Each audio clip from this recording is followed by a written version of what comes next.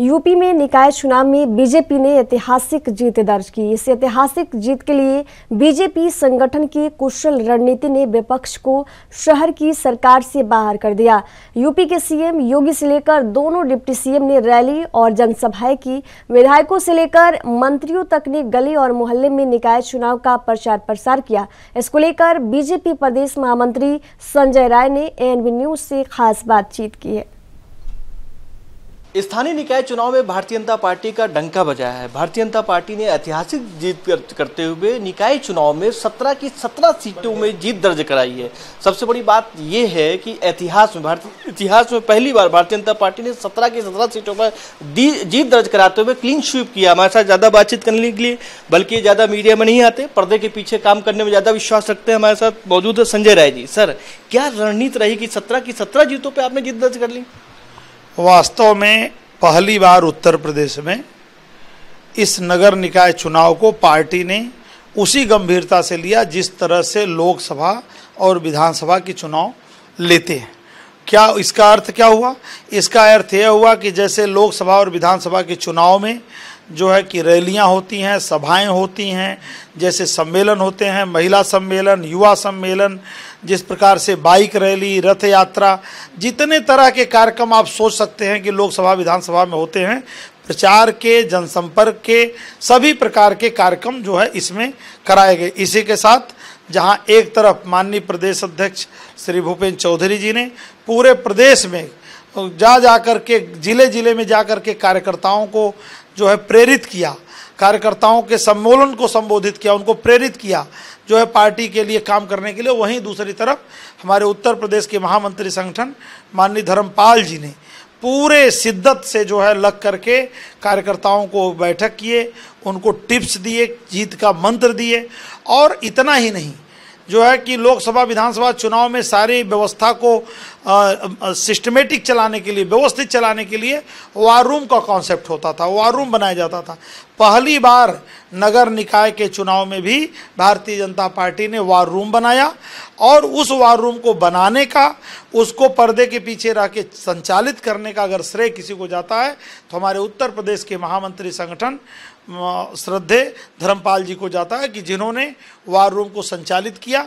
और जो है कि दिन में वो प्रवास करते थे, बाई रोड प्रवास करके जिले में जाते थे, शाम को लौट करके देर रात 11 बजे, 10 बजे, 9 बजे, 12 बजे रात में वार रूम की बैठक लेते थे और वहाँ से पता करते थे कि कितनी रैलियाँ हुए, कितने कार्यक्रम हुए, रैलियों में, सम्मेलनों में, सभाओं में कितनी संख्या हो रही है, आने वाले अगले दिन जो सभाएं हैं उसकी क्या तैयारी है, उसका रिव्यू मीटिंग लेते थे।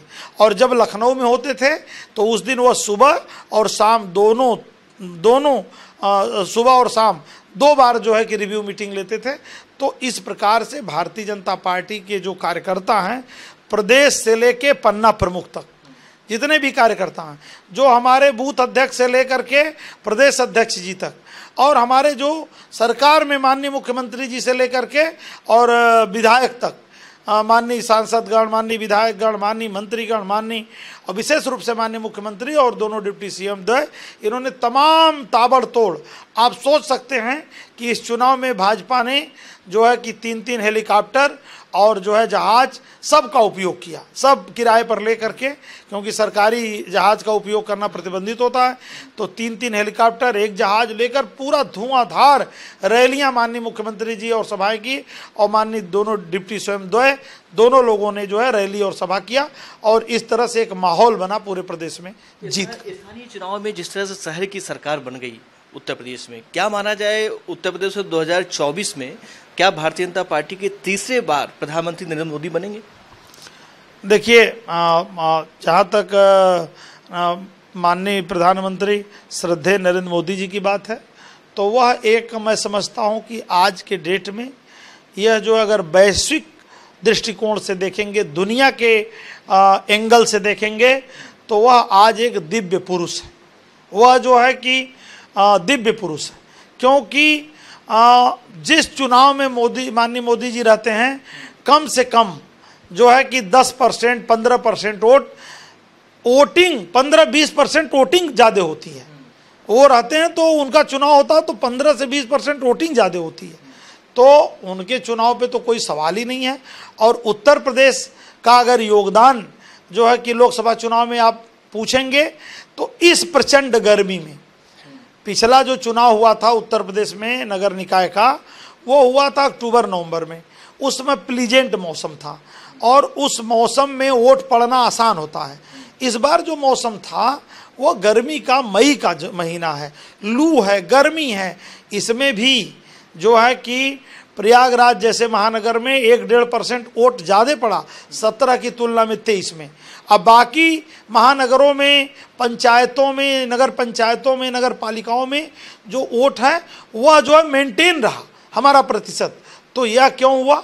क्योंकि हमारे जो श्रद्धेय महामंत्री संगठन उत्तर प्रदेश के हैं माननीय धर्मपाल जी, पर्दे के पीछे रह करके जो एक रणनीतिकार की भूमिका उन्होंने अदा किया, जो उन्होंने रणनीति बनाई, और माननीय प्रदेश अध्यक्ष जी और माननीय संगठन मंत्री जी की जोड़ी, माननीय प्रदेश अध्यक्ष जी लगातार प्रदेश में दौरे करके प्रदेश में सब जो है कार्यकर्ताओं को प्रबोधन करते रहे, कार्यकर्ताओं को संबोधित करते रहे सम्मेलन के माध्यम से, और माननीय महामंत्री संगठन प्रदेश भर में बैठकें करके कार्यकर्ताओं को प्रेरित करते रहे, चाहे वह लखनऊ के कार्यालय पर वार रूम की बैठक हो और चाहे नीचे जिले स्तर पर बैठक हो, लगातार बैठकें करते रहे। स्थानीय निकाय चुनाव के सर आप प्रभारी थे, क्या इस जीत से आप आश्वस्त थे? क्योंकि इससे पहले इतनी बड़ी जीत नहीं कभी हासिल हुई भारतीय जनता पार्टी को। निश्चित रूप से मैंने जैसा कहा कि देखिए, एक मैं आज नई और गंभीर बात बताता हूँ। सपा, बसपा, कांग्रेस, ये तीनों पार्टियों में और हमारे पार्टी में डिफरेंस क्या है? भारतीय जनता पार्टी की केंद्र में सरकार बने हुए 9 वर्ष हो गए, उत्तर प्रदेश में सरकार बने हुए 6 वर्ष हो गए, फिर भी भारतीय जनता पार्टी नगर निकाय चुनाव 17 में जीती, नगर निकाय चुनाव 23 में जीती। भारतीय जनता पार्टी का कार्यकर्ता रात दिन एक करके मेहनत करता है, पन्ना प्रमुख से लेके और प्रदेश अध्यक्ष जी तक और मुख्यमंत्री जी से लेकर और विधायक तक। लेकिन सपा, बसपा, कांग्रेस के लोग आज क्या कर रहे हैं? वो केवल भारतीय जनता पार्टी के विरोध पर अपने को टिकाए हुए हैं। भाजपा के विरोध में जो वोट है, जो उसी वोट पर वो आशा टिकाए हैं। मैं नाम नहीं लूंगा किसी वर्ग, किसी जाति, किसी धर्म के लोगों का, लेकिन जो भाजपा के विरोध में घोषित वोट हैं, उन्हीं वोट की राजनीति वो लोग करते हैं। जाते कहीं नहीं है, परिश्रम बिल्कुल नहीं करते हैं, जो मेहनत एकदम नहीं करते हैं, लोगों के सुख दुख में शामिल नहीं होते हैं, और जब सरकार बन जाती है तो गुंडाराज और भ्रष्टाचार चलाते हैं। आज भी उत्तर प्रदेश के लोगों को श्री अखिलेश यादव जी के 6 साल पहले जो सरकार जो है जो थी, उनकी 6 साल से नहीं है, 6 साल पहले हार गए, उस सरकार की जो 12 से 17 तक सरकार थी, उसकी कारस्तानी की, उसकी जो है उनकी सरकार में जो दंगे हुए, उनके सरकार में जो घपले घोटाले हुए, जमीन कब्जा हुआ, पूरे प्रदेश में जो है कि भ्रष्टाचार का आलम था, गुंडई का आलम था, माफियागिरी थी, उसकी चर्चा आज भी होती है। लोग आज भी उसी अखिलेश यादव को उसी के लिए जानते हैं। भारतीय जनता पार्टी के लोग जो टिके हैं, सरकार की उपलब्धियां, केंद्र और प्रदेश सरकार की जो जनता के हित के काम हैं, और पार्टी कार्यकर्ताओं का परिश्रम और सक्रियता, आम जन के दुख दर्द में शामिल होने की प्रवृत्ति, और ये लोग जो हैं सपा, बसपा, कांग्रेस के लोग घर से नहीं निकलते हैं। एसी कल्चर इन लोगों को पकड़ लिया, एसी में रहते हैं, मेहनत नहीं करते हैं, और भाजपा विरोधी वोट पर केवल अपना आशा लगाए रहते हैं, और उन्हीं की जो है कि जो है तुष्टीकरण करते रहते हैं। जो भी भाजपा विरोधी वोट है उसको तुष्टीकरण करने में अपना जो है अक्ल लगाए रहते हैं, अपनी समझ लगाए रहते हैं। जी, अंतिम सवाल, बाई इलेक्शंस के भी रिजल्ट आज आए हुए हैं।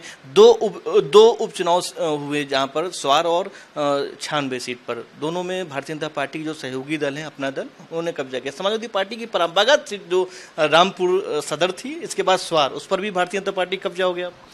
देखिए, मैं आज एक बात बताता हूँ आपको। एक समय में बहुजन समाज पार्टी का प्रदेश में बहुत बूम था। माननीय कांसीराम जी ने खड़ा किया बहुजन समाज पार्टी को, और वो परिश्रम करके खड़ा किया। बहन जी ने क्या किया? जाना आना बंद कर दिया, रैली सभा बंद कर दिया, नेताओं को निर्देश दिया कि आप कोई कार्यक्रम नहीं करोगे, कोई धरना नहीं दोगे, कोई आंदोलन नहीं करोगे, कोई प्रदर्शन नहीं करोगे। तो उसी जो बहन जी का और अखिलेश जी का गठजोड़ पिछली बार हुआ, तो उसमें एक दूसरे से दोनों लोग क्या सीखे? अखिलेश जी बहन जी से सीखे प्रेस कॉन्फ्रेंस करना, और बहन जी ने अखिलेश जी से सीखा ट्वीट करना, और ये केवल ट्विटर और प्रेस और बढ़िया बढ़िया भोजन करके एसी में रहना, आराम से रहना, ट्वीट कर देना, प्रेस कर देना, प्रेस कर देना, ट्वीट कर देना।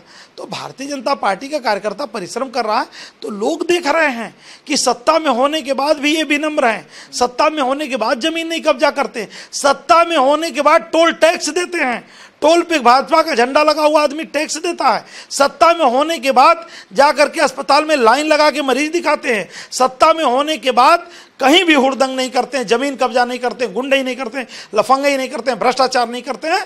तो जनता सारे चीज़ों को देख रही है। भाजपा कार्यकर्ताओं के गुण, उनके परिश्रम के कारण आज भारतीय जनता पार्टी के साथ उत्तर प्रदेश की जनता है। और आप लगातार देखते जाएंगे जैसे जैसे समय बीतेगा, समाजवादी पार्टी की स्थिति भी बहुजन समाज पार्टी जैसी ही हो जाएगी और ये लोग निश्चित रूप से धीरे धीरे समाज से कटते जा रहे हैं।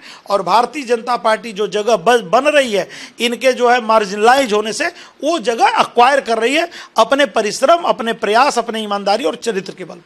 धन्यवाद बातचीत करने के लिए। आप भारतीय जनता पार्टी के जो स्थानीय निकाय चुनाव का पूरा कार्यक्रम देख रहे थे, उसमें भारतीय जनता पार्टी को प्रचंड जीत मिली है। प्रचंड जीत का सिर्फ यही एक रास्ता था, मेहनत और परिश्रम, जिसके कारण ये जीत हासिल हुई है। कैमरा पर्सन सौरभ के साथ अंकित श्रीवास्तव, एएनबी न्यूज लखनऊ।